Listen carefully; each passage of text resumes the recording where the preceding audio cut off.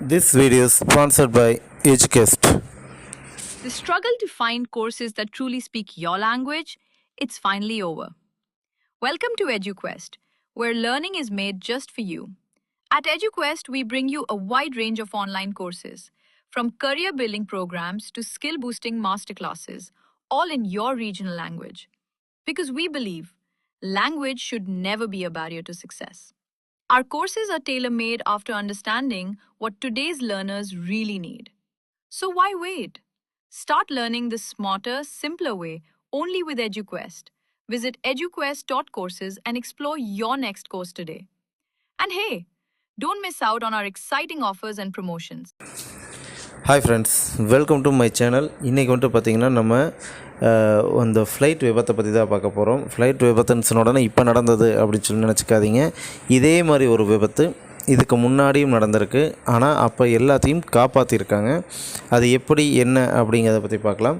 அதுக்கு முன்னாடி என்னோடய சேனலை சப்ஸ்கிரைப் பண்ணுங்கள், லைக் பண்ணுங்கள், ஷேர் பண்ணுங்கள் அண்ட் பெல் பட்டனை மறக்காமல் தட்டுங்க. அப்போ தான் நான் போடுற இந்த மாதிரி வீடியோஸ் எல்லாமே உங்களுக்கு உடனே வந்து சேரும். ஓகே, வாங்க வீடியோக்குள்ளே போகலாம்.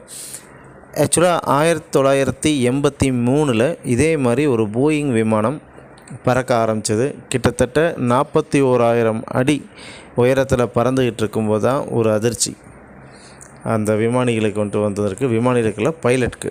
ஓகேங்களா, என்ன அதிர்ச்சியான தகவல் அப்படின்னு சொல்லி கேட்டிங்கன்னா, விமானத்தில் எரிபொருள் இல்லை, தீந்துருச்சு அப்படிங்கிற ஒரு அதிர்ச்சியான நியூஸ் பார்க்குறாங்க. ஆனால் விமானம் கிட்டத்தட்ட 41,000 அடி உயரத்தில் பறந்துக்கிட்டு இருக்கு.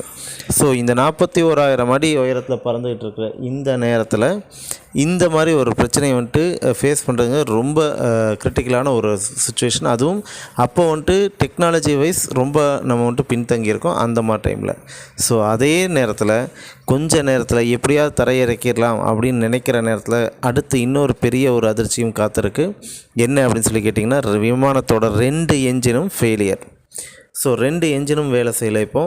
இப்போது நம்மகிட்ட எரிபொருளும் இல்லை. இப்போ இந்த விமானத்தை உடனடியாக தரையிறக்கியே ஆகணும். அதுக்கு என்ன பண்ணுறது அப்படின்னு சொல்லிட்டு விமானிகள் யோசிக்கிறாங்க. கிட்டத்தட்ட 169 பயணிகள் இருக்காங்க. அவங்களையும் அத்தனை பேர்த்தையும் காப்பாற்றணும். ஸோ இதுதான் விமானிகளோட முக்கியமான வேலையாக இருக்குது. ஸோ இந்த நேரத்தில் விமானிக்கு தோண ஒரே ஒரு விஷயம் என்ன அப்படின்னு சொல்லி கேட்டிங்கன்னா, பக்கத்தில் ஒரு கார் ரேஸ் நடந்துக்கிட்டு இருக்குது. அந்த இடத்துல, அந்த மைதானத்தில் தான் ஃப்ளைட்டை இறக்கி ஆகணும் அப்படிங்கிற கட்டாயம். ஸோ அந்த இடத்துல இறக்கலாம் அப்படின்னு சொல்லி நினைக்கும்போது அந்த இடத்துல இன்னொரு அதிர்ச்சியும் நடந்துகிட்ருக்கு. என்ன அப்படின்னா, அங்கே மிகப்பெரிய ஒரு கார் பந்தயம் நடந்துக்கிட்டுருக்கு. ஸோ இந்த நேரத்தில் விமானிகள் உடனடியாக செயல்பட்டு தகவல் கொடுத்ததன் பேரில் அங்கேருந்து ஆடியன்ஸ் அத்தனை பேர்த்தையும் வெளியே அனுப்பிச்சிட்டு விமானத்தை தரையிறக்கியிருக்காங்க. வெறும் 10 பேர்த்துக்கு சிறு காயங்களுடன் அந்த விமானம் தரையிறங்கி வந்திருக்கு. ஓகேங்களா. ஸோ இது பார்த்திங்கன்னா 1983 நடந்த உண்மை சம்பவம். இதே மாதிரி போயிங் விமானம். ஸோ இந்த போயிங் விமானத்தில் இந்த மாதிரி பிரச்சனைகள் நடக்கிறது சகஜம். ஆனால் இது பார்த்திங்கன்னா எரிபொருள் நிரப்பப்படாதனால வந்த முதல் பிரச்சனை.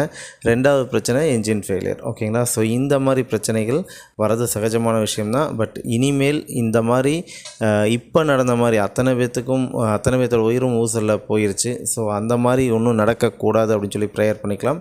அண்ட் தென் இந்த மாதிரி விஷயங்களை இன்னும் நீங்கள் நிறைய தெரிஞ்சுக்கணும்னு ஆசைப்பட்டீங்கன்னா என்னோடய சேனலை சப்ஸ்கிரைப் பண்ணுங்கள், லைக் பண்ணுங்கள், ஷேர் பண்ணுங்கள் அண்ட் பெல் பட்டனை மறக்காமல் தட்டுங்க. தேங்க்யூ.